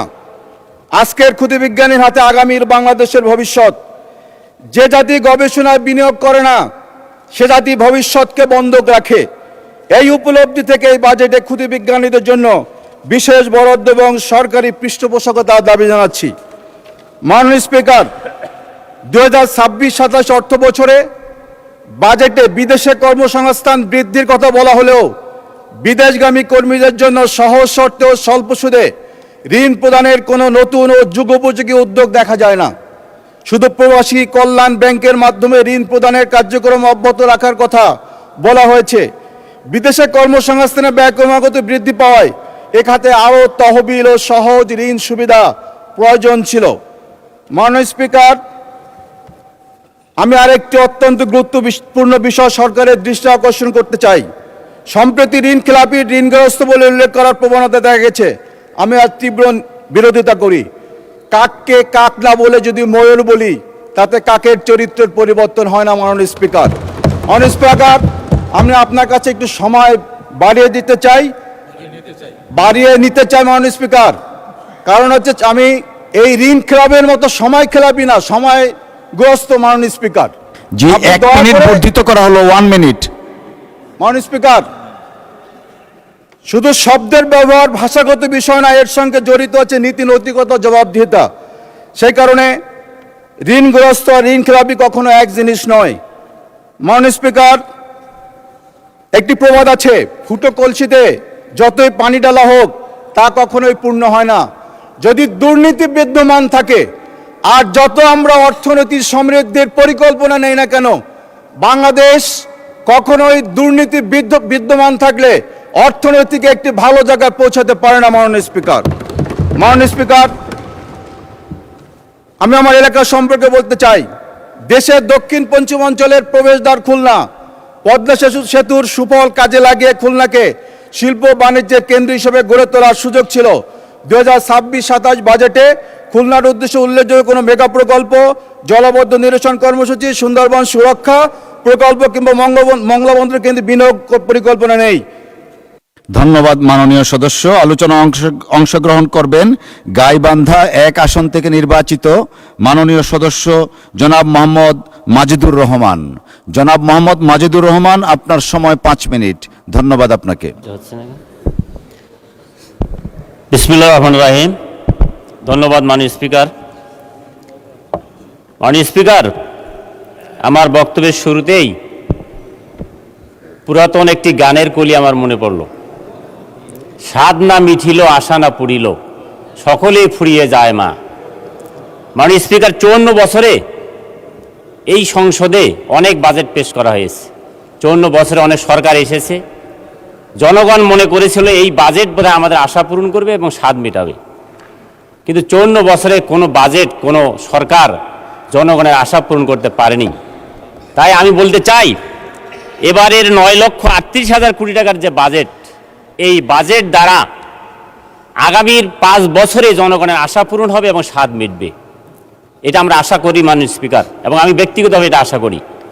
মাননীয় স্পিকার, আমাদের মাননীয় অর্থমন্ত্রী বাজেট বক্তৃতায় বলেছেন সবার জন্য উন্নয়ন। যদি সবার জন্য উন্নয়নী কথাটি সত্যি হয় মাননীয় স্পিকার, তাহলে রংপুর বিভাগ 2 কোটি মানুষ যেখানে বসবাস করে মাননীয় স্পিকার, এই 2 কোটি মানুষের আবাসস্থল রংপুর বিভাগের জন্য বরাদ্দ রাখা হয়েছে মাননীয় স্পিকার। যদি সত্য হয় কথাটা, 1% বরাদ্দ রাখা হয়েছে মাননীয় স্পিকার। এই 1% বরাদ্দ দিয়ে রংপুর অঞ্চলের কি উন্নয়ন হবে আমি আজকে আপনার মাধ্যমে জানতে চাই। মাননীয় স্পিকার, আমরা 54 বছরে এই উত্তরবঙ্গকে ঠকাতে দেখেছি। আমরা বলতে চাই না এই বাজেটও ঠকাঠকির বাজেট, আমি তা বলতে চাই না, কিন্তু বাস্তবতার নিরিখে যদি দেখি তাহলে দেখা যাবে এবারও আমরা ঠকার মধ্যে পড়েছি রংপুর অঞ্চল। মাননীয় স্পিকার, মাননীয় স্পিকার, এই অঞ্চলের মানুষ কি ট্যাক্স দেয় না? এই অঞ্চল কি বাংলাদেশের পার্ট নয়? যদি তাই না হবে, গোটা বাংলাদেশে যদি গ্যাস থাকে তাহলে রংপুর অঞ্চলে কেন এখন আমরা গ্যাস পেলাম না? গ্যাসের লাইন পাইপ বসানো হয়েছে 10 বছর হলো, 15 বছর হলো, কিন্তু গ্যাস এখনো পৌঁছে নেই রংপুর অঞ্চলে। মাননীয় স্পিকার, রংপুর অঞ্চলে গ্যাসের লাইন গেছে, কিন্তু 2 সাইডের যত জেলা এবং সীমান্তবর্তী যে জেলাগুলো সেখানে কিন্তু গ্যাস লাইন বসানো হয়নি। আমার গাইবান্ধা জেলার উপর দিয়ে, পলাশবাড়ির উপর দিয়ে গ্যাস লাইন গেছে মাননীয় স্পিকার, কিন্তু গাইবান্ধা জেলা শহরে গ্যাস লাইন বসানো হয়নি মাননীয় স্পিকার। তাই আমি আজকের এই বাজেট বক্তৃতায় জোর দাবি জানাতে চাই, উত্তরাঞ্চলে ন্যায্য হিস্সা দিতে হবে।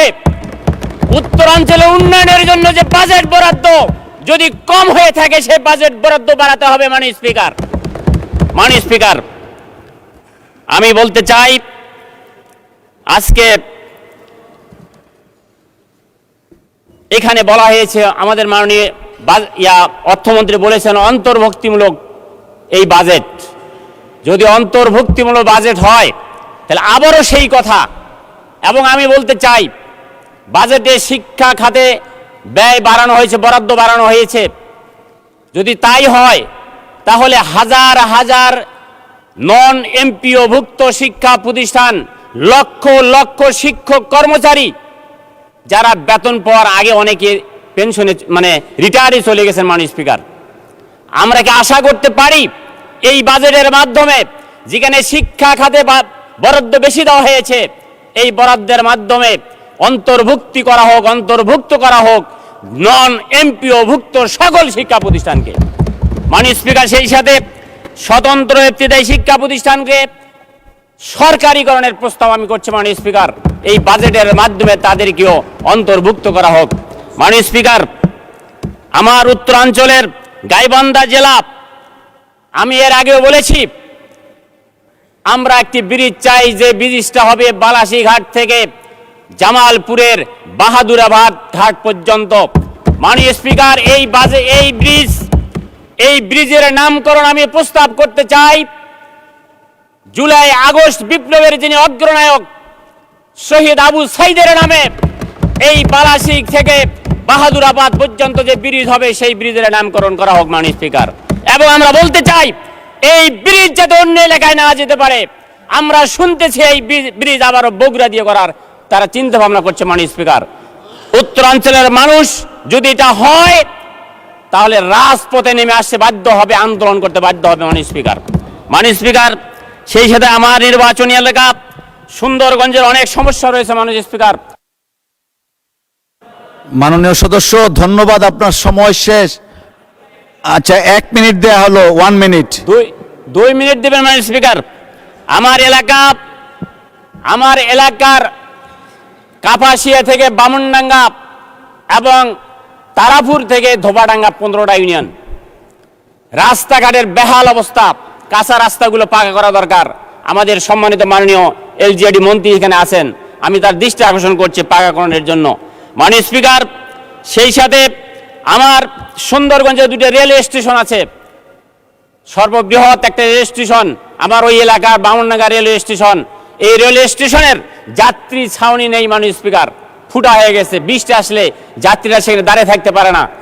এবং সেই যাত্রী ছাউনি 100 ফুট, এটাকে আমি বলেছি 300 ফুট উন্নীত করার জন্য, এবং এটাকে আধুনিক একটি রেলওয়ে স্টেশন যাতে আমরা করতে পারি সেই ব্যবস্থা যাতে এই বাজেটে অন্তর্ভুক্ত করা হয় মাননীয় স্পিকার। মাননীয় স্পিকার, সেই সাথে আমার এলাকায় আপনি শুনলে খুশি হবেন, জি, অসংখ্য ধন্যবাদ মাননীয় সদস্য। আলোচনায় অংশগ্রহণ করবেন সুনামগঞ্জ 1 আসন থেকে নির্বাচিত মাননীয় সদস্য জনাব কামরুজ্জামান কামরুল। আপনার সময় 6 মিনিট। ধন্যবাদ। ধন্যবাদ মাননীয় স্পিকার।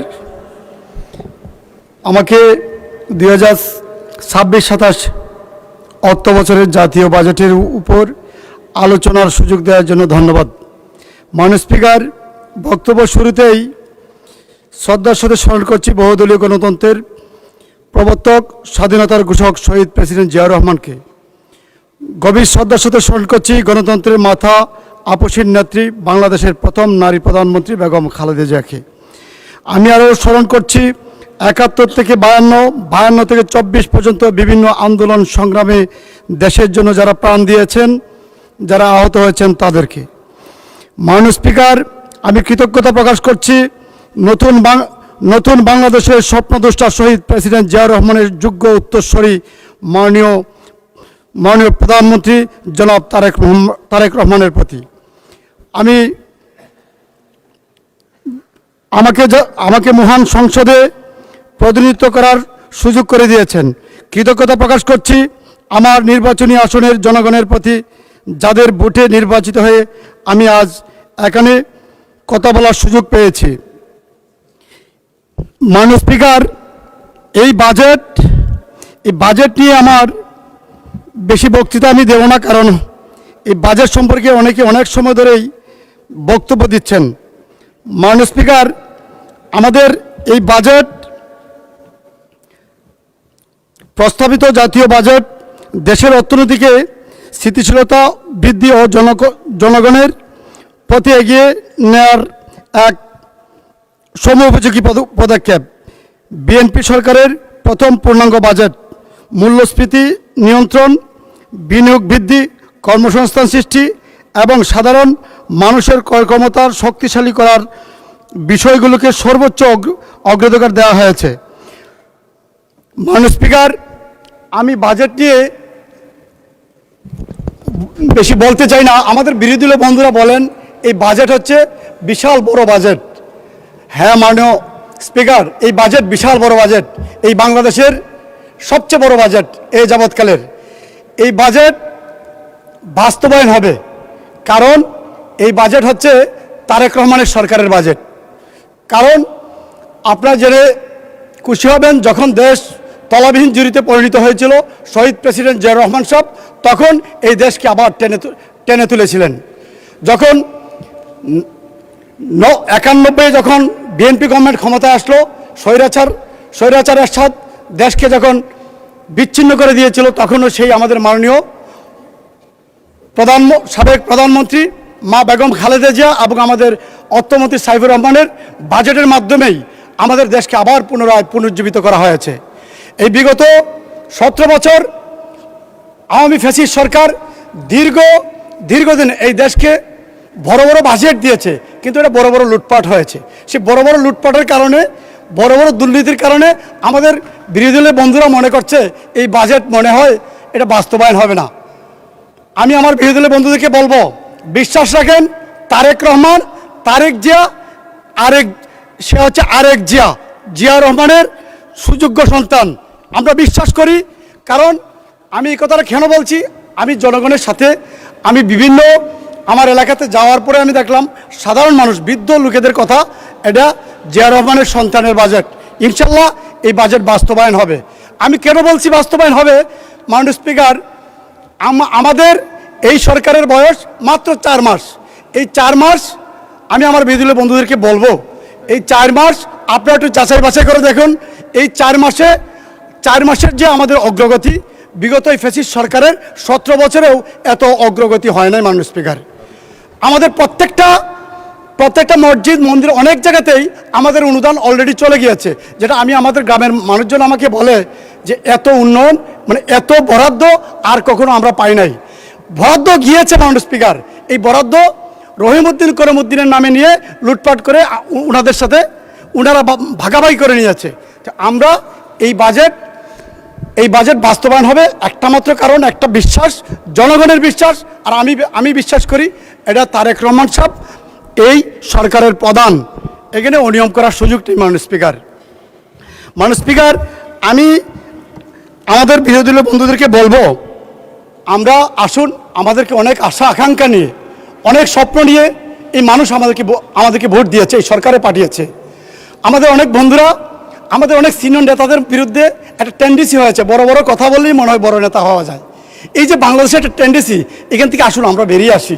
আমরা এই যে আমাদের বিরোধী দলীয় নেতা, আমি ওনার সম্পর্কে তো আমি বাজে কটূক্তি করতে পারি না, এটা হয় না। আমাদের কথাগুলি সারা জাতি শুনছে মাননীয় স্পিকার, অতএব আমাদের কথাগুলি বলতে হবে, এই কথাগুলি জনগণ দেখছে। আমরা অশালীন এবং অসত্য কোনো বক্তব্য আমরা যেন না দিই, এটা আপনাদের প্রতি আমার অনুরোধ। মাননীয় স্পিকার, আমার একটু কষ্টের কথা বলতে হয়। অনেক মাননীয় সংসদ সদস্যরা এলাকার কথা বলেন যে আমাদের হাইওয়ে রাস্তা, আমাদের ইউনিয়ন থেকে ইউনিয়ন রাস্তা, অনেকে ইউনিয়নের কথা বলেন, ওয়ার্ডের কথা বলেন। মাননীয় স্পিকার, আমার 4টে উপজেলা, আমার এই উপজেলা থেকে সুনামগঞ্জ, মানে আমার জেলা সুনামগঞ্জে আসার কোনো রাস্তা আমার নেই।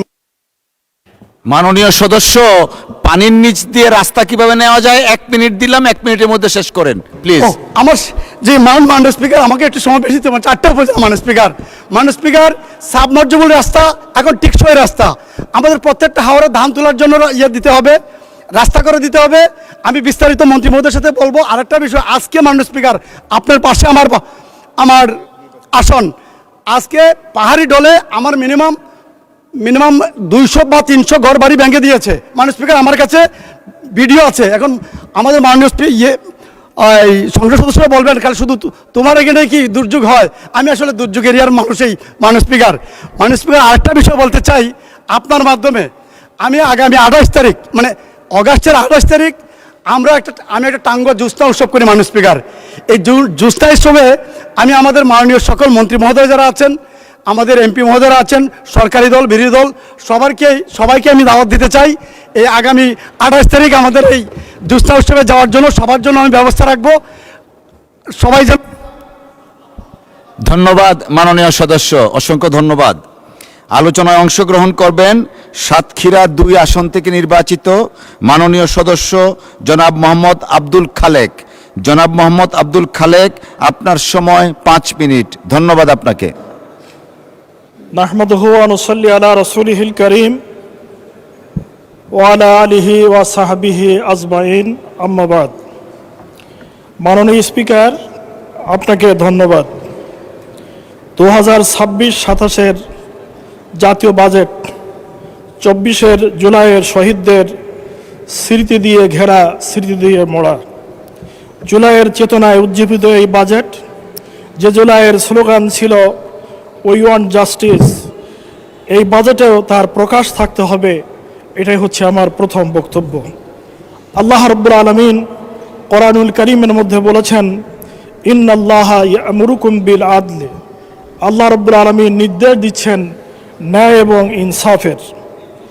আল্লাহ রাব্বুল আলামিন আরও সূরা আরাফের 96 নম্বর আয়াতের মধ্যে বলেছেন, ওয়ালাউ আন্না আহলাল কুরা আমানু ওয়াত্তাকাউ লাফাতাহনা আলাইহিম বারাকাতিম মিনাস সামাই ওয়াল আরদে।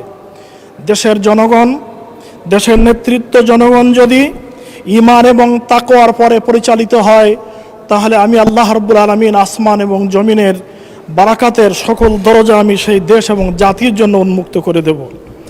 মাননীয় স্পিকার, 2026 এবং 27 জাতীয় বাজেট সেই ধারায় পরিচালিত হোক, এটাই হচ্ছে আমার কামনা।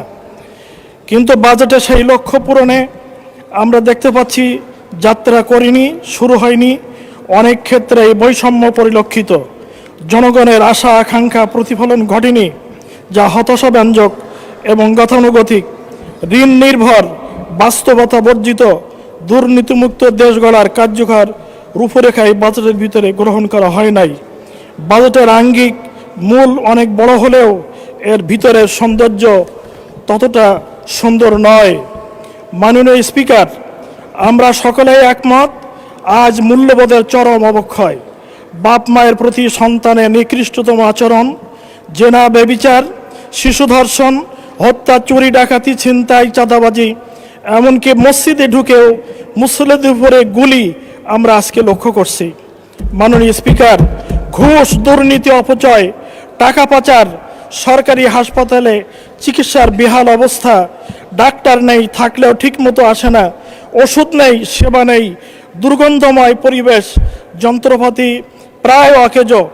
আমরা আজকের পত্রিকায় একটা নিউজ দেখলাম যে শহীদ সোহরাওয়ার্দী হাসপাতালের একমাত্র এমআরআই মেশিন 5 বছর ধরে নষ্ট হয়ে পড়ে আছে। শিক্ষা প্রতিষ্ঠানগুলোতে আজ ঠিকমতো ক্লাস হয় না, ক্লাসরুমগুলো শিক্ষক ছাত্রী ফাঁকা, ছাত্রছাত্রীদের উপর এই স্থিতি, ছাত্রছাত্রীদের উপস্থিতি এখন তো নগণ্য, চলছে ক্রসিং বাণিজ্য। মাননীয় স্পিকার, আমি আপনার কাছে একটি বিশেষ বিষয় আপনার কাছে পেশ করতে চাই।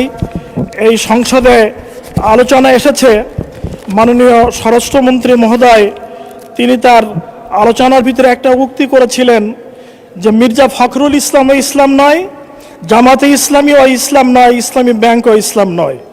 আমি এই বিষয়টি আপনার মাধ্যমে সকলের দৃষ্টি আকর্ষণ করতে চাই। বাংলাদেশ জামাত ইসলামী ইসলামী আন্দোলনের নাম, ইসলাম কায়েমের জন্য একটি অন্যতম সংগঠন, যেটা কোরআন এবং সুন্নাহর ভিত্তিতে পরিচালিত হয়।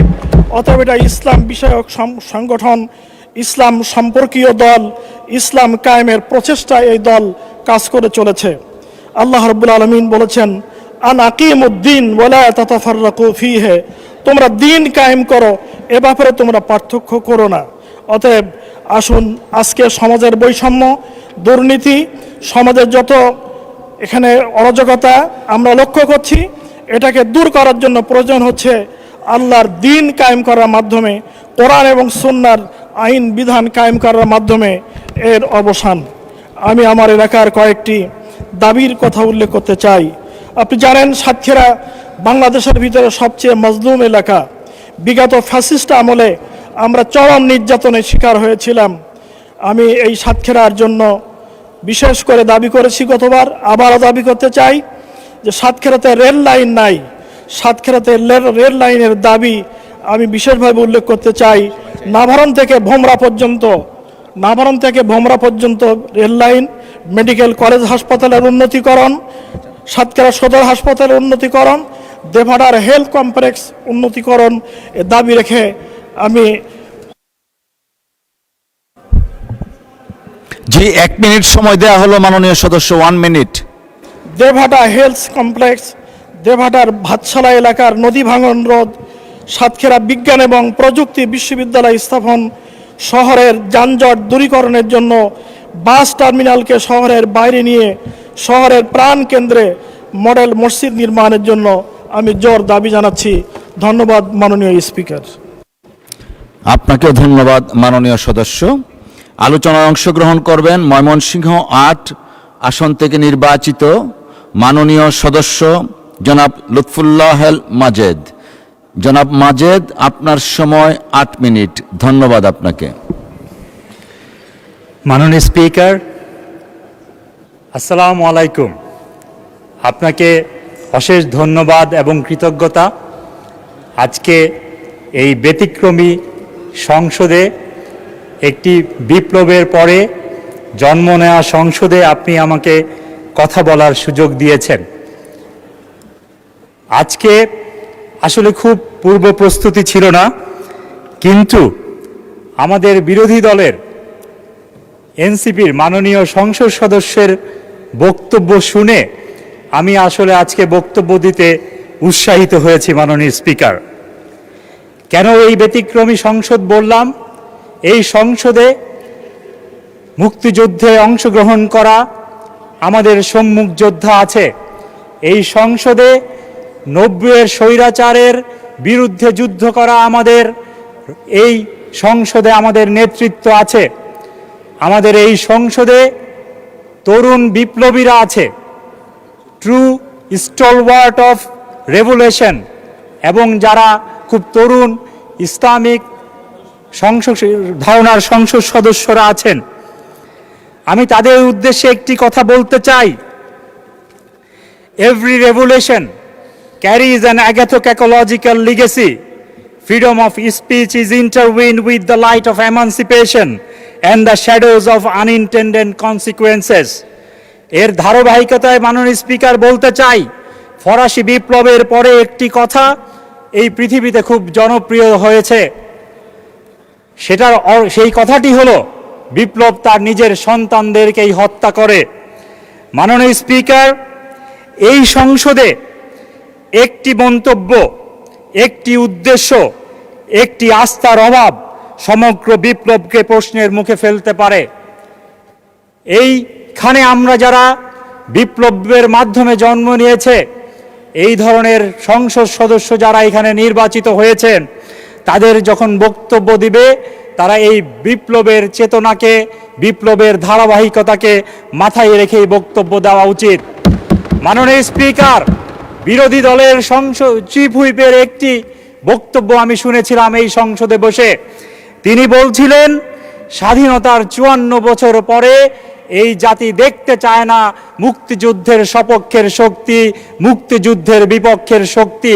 আপনাকে একটি কথা বলতে চাই, এই জাতি দেখতে চায় বলে বাংলাদেশ জাতীয়তাবাদী দল 2/3 অধিক সিট পেয়ে এই সংসদে সরকার গঠন করেছে। আপনি বলেছেন বাংলাদেশ জাতীয়তাবাদী দল জামাত ইসলামীর সাথে রাজনীতি করেছে। মাননীয় স্পিকার, আমি একটি তুলনামূলক স্ট্যাটিস্টিক্স দিতে চাই। 1942 সালে মওদুদী সাহেবের হাত ধরে জন্ম নেয় এই জামাত। 1954 সালে আসলে যুক্ত ফ্রন্টের ইলেকশনের পরে নারী নেতৃত্বের বিরুদ্ধে কথা বলা এই জামাত প্রথম ফাতেমা জিন্নাকে সাপোর্ট করে তার স্ববিরোধী রাজনীতি শুরু করেছিল এই পূর্ববঙ্গে। মাননীয় স্পিকার, একটি কথা বলতে চাই, 1970 সালে এই জামাত ছিল ইনসিগনিফিকেন্ট। 1971 সালের 22 নভেম্বর প্রথম এই বাংলাদেশ থেকে তারা পালিয়ে গিয়েছিল।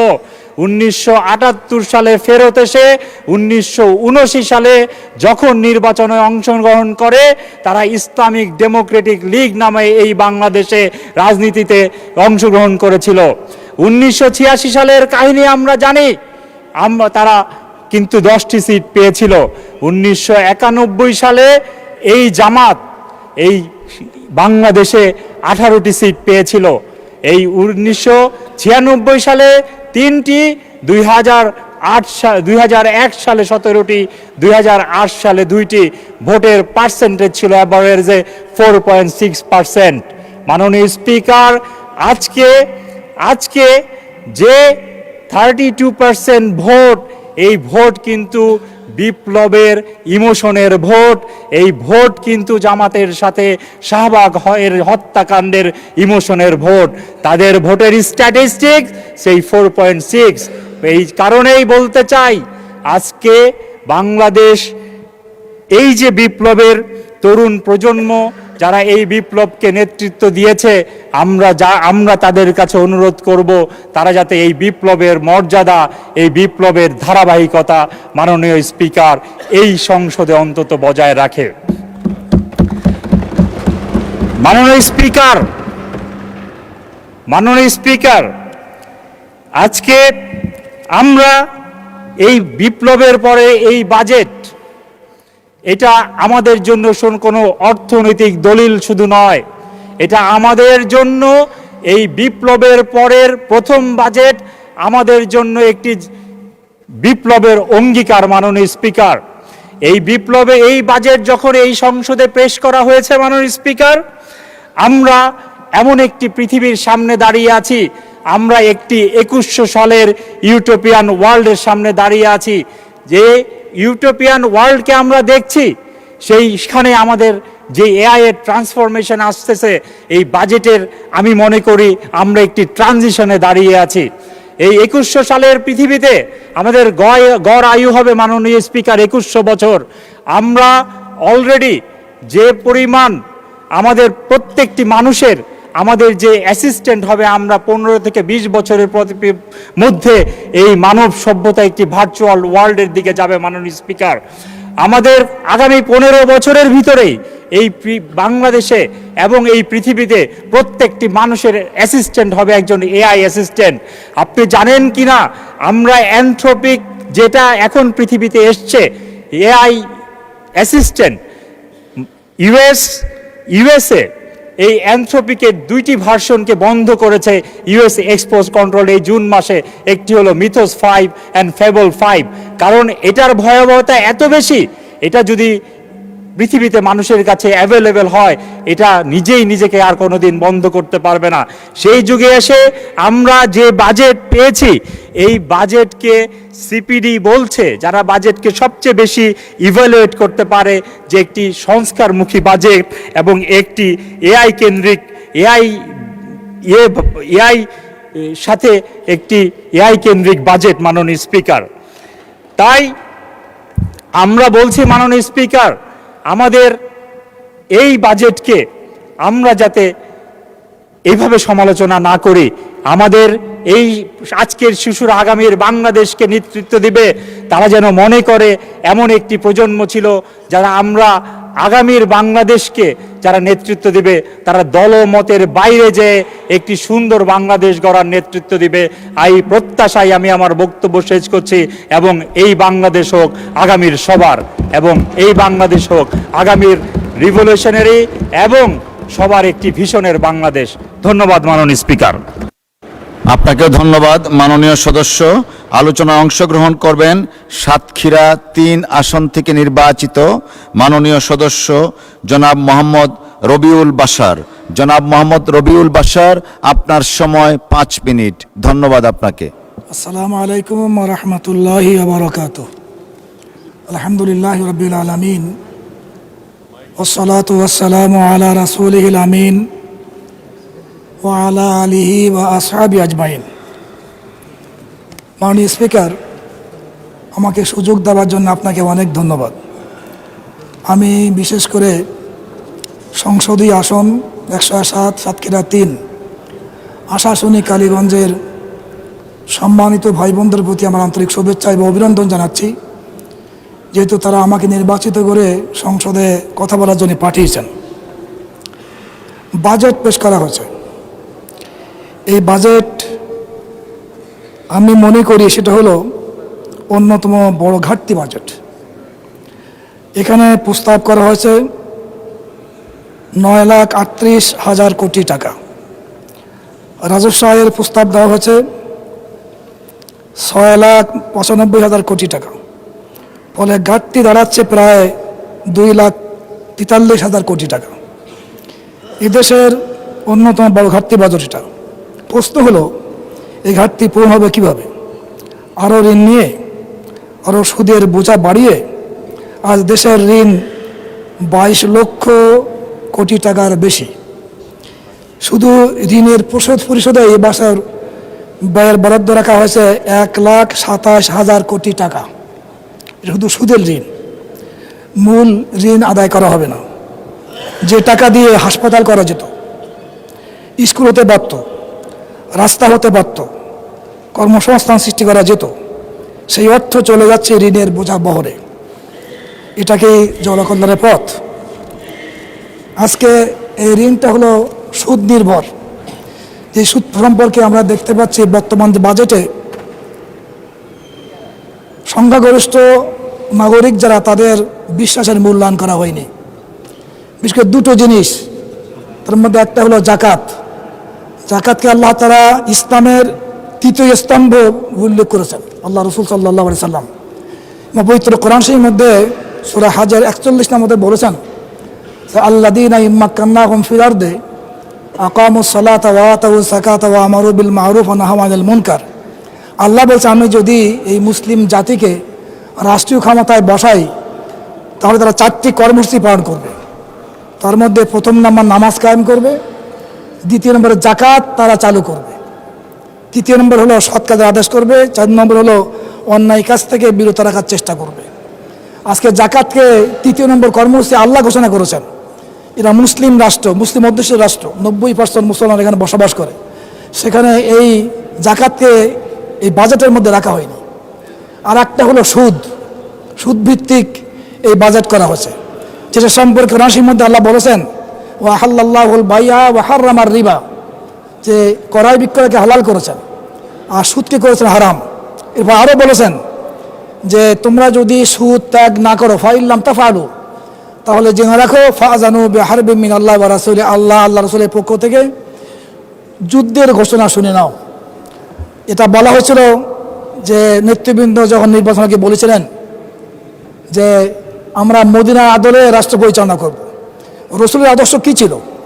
যখন কোনো জাতির সঙ্গে চুক্তি করতেন তখন তিনি বলতেন যে তোমরা সুদ যদি চালু রাখো তোমাদের সঙ্গে চুক্তি বাতিল হবে।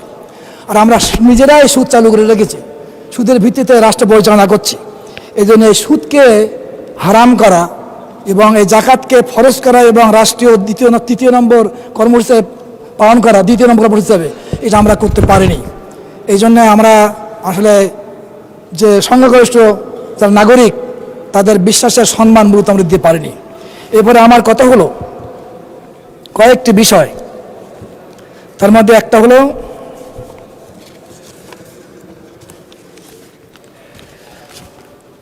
স্বজনপ্রীতি এবং বৈষম্যের প্রশ্ন এখানে আছে।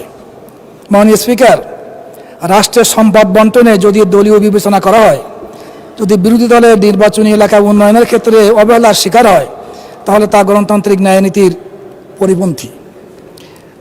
জনগণ ভোট দিয়েছে, সরকারি দলের হোক আর বিরোধী দলের হোক, সব এলাকার মানুষ বাংলাদেশের নাগরিক। কিন্তু বাস্তবতা হলো অনেক ক্ষেত্রে বিরোধী দলের মতের এলাকার উন্নয়ন প্রকল্পে বৈষম্যের অভিযোগ রয়েছে। আমি স্পষ্ট করে বলতে চাই, রাষ্ট্র কোনো দলীয় সম্পত্তি নয়। জনগণের টাকা দিয়ে জনগণের উন্নয়নমূলক কাজ। মাননীয় সদস্য 1 মিনিট সময় বর্ধিত করা হলো। ধন্যবাদ আপনাকে। 1 মিনিট। আমার মূল কথা হলো, বিশেষ করে আমি সাতক্ষীরা দীর্ঘদিন পর্যন্ত বিশেষ করে স্বৈরাচারী আমলে অবহেলিত ছিল, উপেক্ষিত ছিল এবং উন্নয়নের দিকে লক্ষ্য করা হয়নি। এদিকে লক্ষ্য করার জন্য আমি আমার বক্তব্য হলো সাতক্ষীরা ভোমরা বন্দর সহ এই অঞ্চলে অর্থনৈতিক সম্ভাবনা কাজে লাগাতে কার্যকর পদক্ষেপ গ্রহণ করা প্রয়োজন। আমার দাবি হলো আশাশুনি প্রায় 13 কিলোমিটার, কালীগঞ্জের প্রায় 1 কিলোমিটার ঝুঁকি ভেড়িবাঁধ টেকসইভাবে নির্মাণ করতে হবে, জলাবদ্ধতা নিরসন করতে হবে, সুপেয় পানি ও স্যানিটেশনের ব্যবস্থা নিশ্চিত করতে হবে, আশাশুনি কালীগঞ্জকে আধুনিক আদর্শ উপজেলা উন্নীত করতে হবে, অর্থনৈতিক জোন প্রতিষ্ঠা করতে হবে, মাছ ফল সংরক্ষণের জন্য হিমাগার স্থাপন করতে হবে। আর বিশেষ করে বর্তমান বিদ্যুৎ বিভ্রাট চলছে। আমি বাড়িতে দেখেছি 6, 7, 8 ঘন্টা পর্যন্ত বিদ্যুৎ পাওয়া যাচ্ছে না। এই জন্য বিদ্যুতের জন্য বিশেষ করে বরাদ্দ রাখার জন্য আমি ধন্যবাদ মাননীয় সদস্য। মাননীয় সদস্যবৃন্দ, মাগরিবের নামাজের জন্য 30 মিনিটস বিরতি দেওয়া হলো। আপনাদেরকে অসংখ্য ধন্যবাদ সহযোগিতার জন্য।